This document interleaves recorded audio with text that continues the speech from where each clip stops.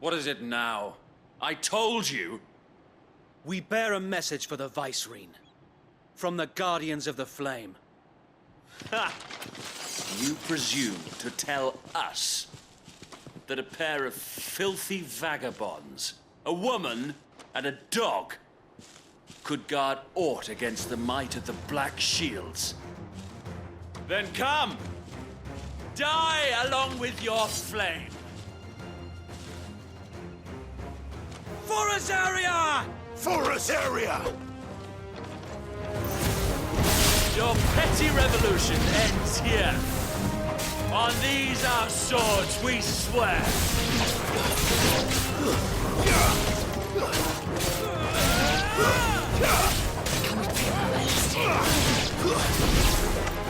Bloody hell! Reinforcements from the far bank! Another wyvern to fight that battle for them.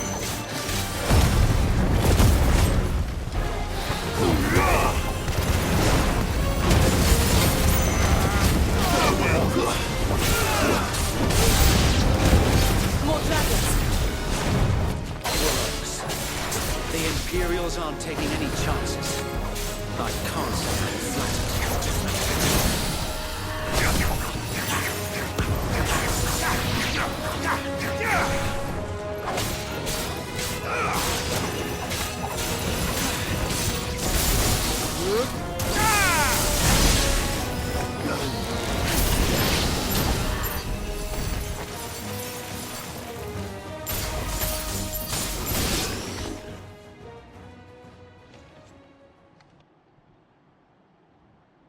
A noble stand, albeit a misguided one.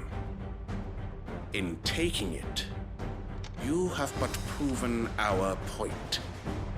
That this land is in dire need of cleansing.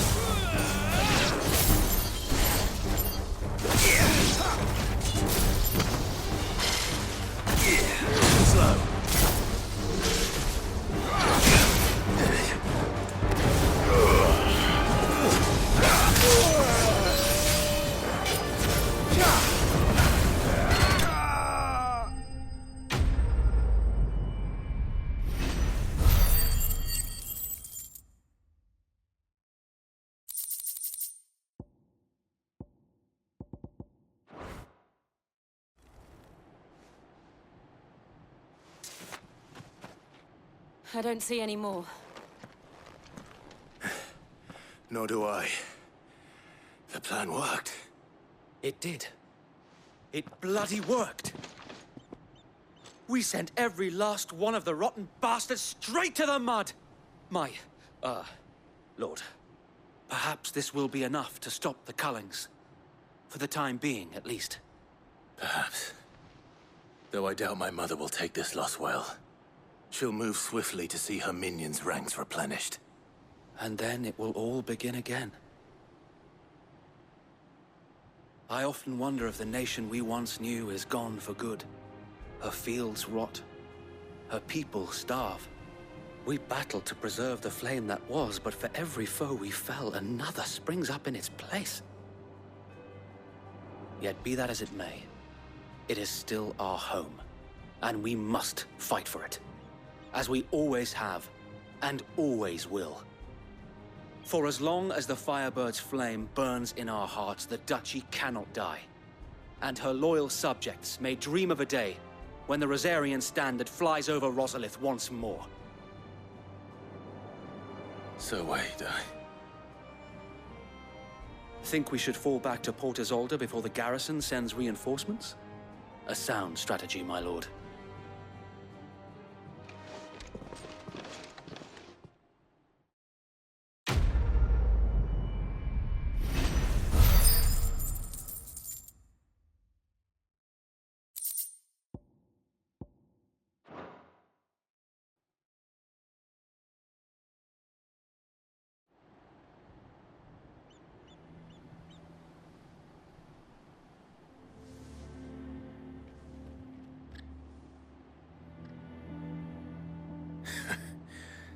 And how long has my uncle been funding you and your comrades' endeavors? Since the beginning. Lord Byron was the first person I turned to after forming the Guardians. And had I known of this tunnel back then, I wouldn't almost have been hanged by the city guard for trying to sneak over the wall. I suppose a formal request for an audience would have appeared suspicious. And appearances must be maintained. Were the Vice-Regency to catch wind of Lord Byron's involvement in our movement, they'd seize his estate and send him to the gallows, where he would be of no use to anyone. And so, though it sickens him to the soul, he plays the part of the loyal lord, knowing that one wrong move might prove his downfall. It is why he remains ever vigilant. Don't be surprised if he refuses you an audience, especially since you're famously dead. Then I will have to think of a way to prove that I am neither wraith nor wrongdoer. I might have something which could help with the latter.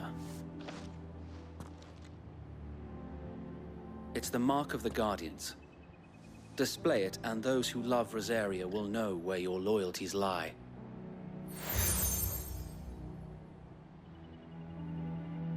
I shall wear it with pride.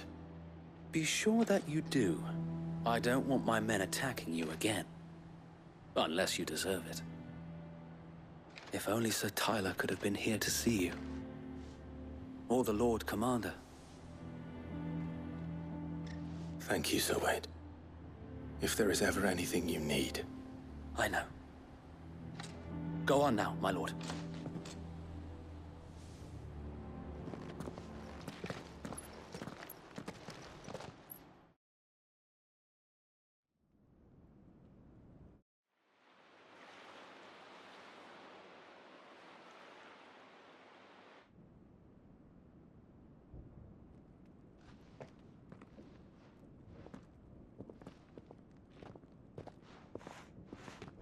How accommodating. Do you really think they believe we are who we say we are? Not a chance.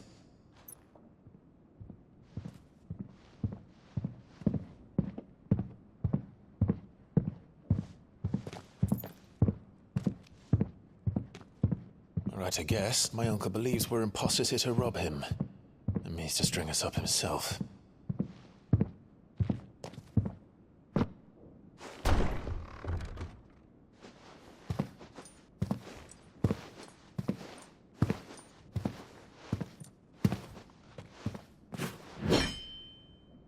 Imagine my surprise when I was told my nephew had come to visit.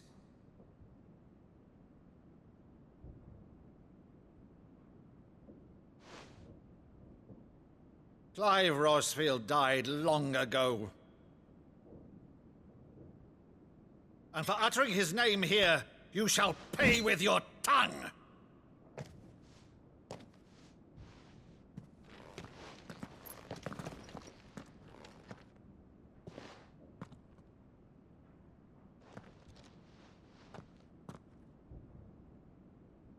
You would mock me as well?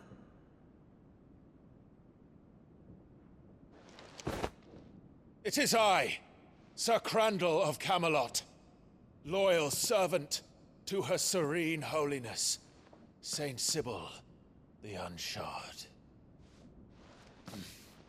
Meadow, thou vile sorcerer, for thy crimes against church and crown, I shall have thy head.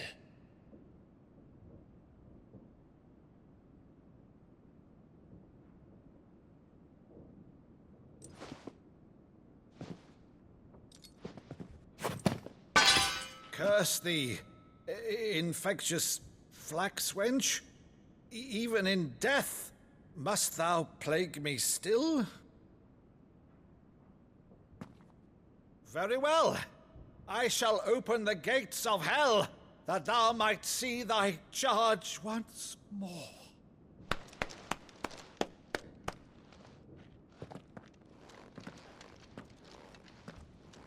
Bravo, Uncle. You're still the finest Maddo in the twins. Oh, Clive, my dear boy, it's really you.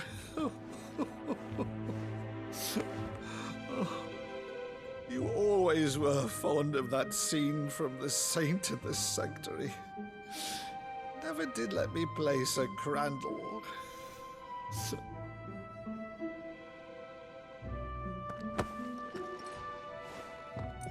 I have a favor to ask, Uncle Byron. Rutherford, inform the kitchens. There'll be guests. We dine immediately. But, Uncle...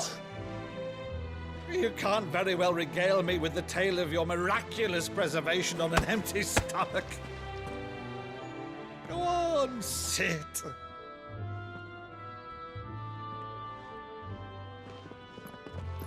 See that you use the good plates, Rutherford.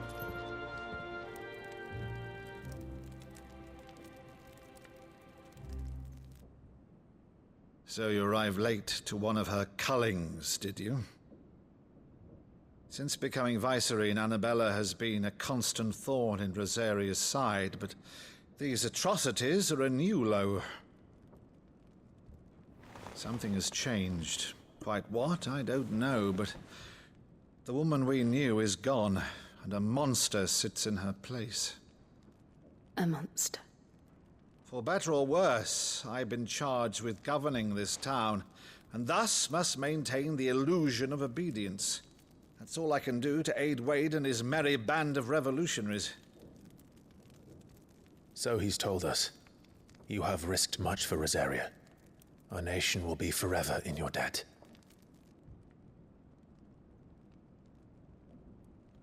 It has been 20 years, Clive. The nation your father and your forefathers fought to defend is no more. Perhaps it would be otherwise had I the courage of my brother.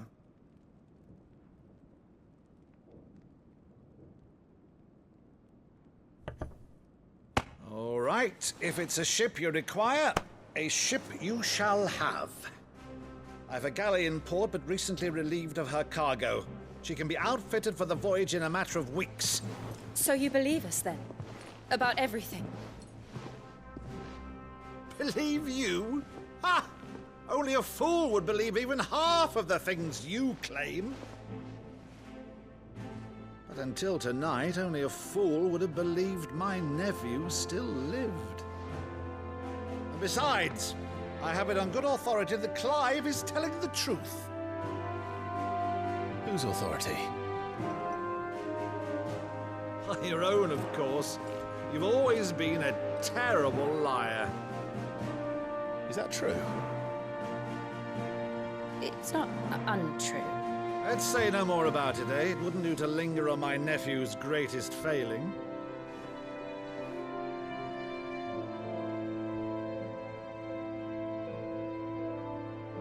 The one thing I cannot believe, though, is all this about you being Sid.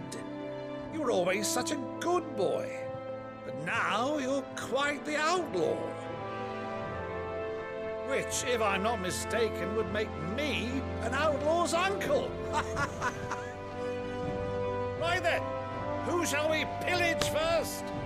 Rutherford, fetch me my cutlass. This will be fun.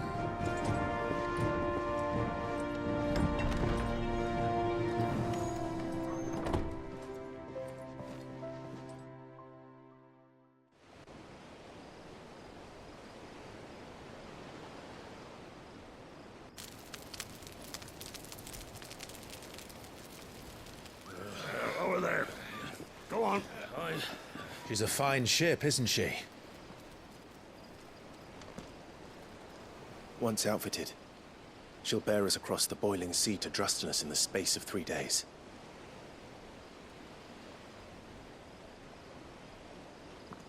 Something on your mind?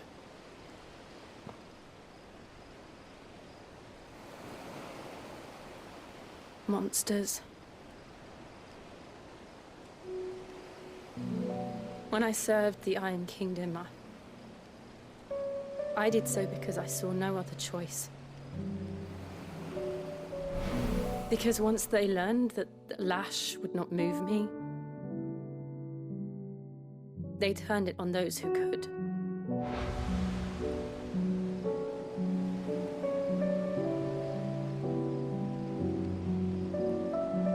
And so I became their puppet. I let them pull my strings, telling myself it was not my hand that swung the sword, but another's. I removed myself from the truth so I wouldn't feel the pain it caused.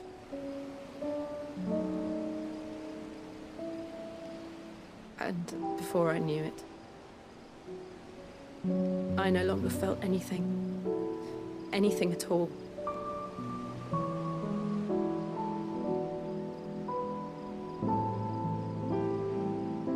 I had become a monster. Jill.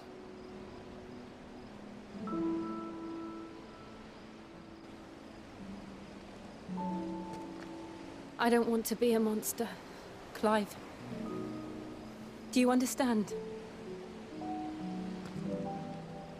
I want to choose a different path, a better path. To live on my own terms. But before I can do that, I need to come to terms with my past.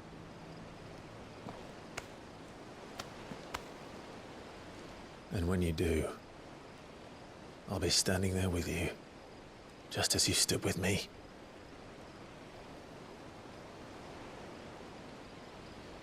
Thank you, Clive. I must atone for my sins. Only then, when it's done, will the monster cease to be. Just promise me that you won't die with it.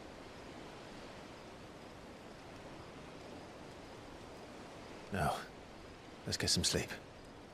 The journey back to Benamir is long, and there is much to tell the others.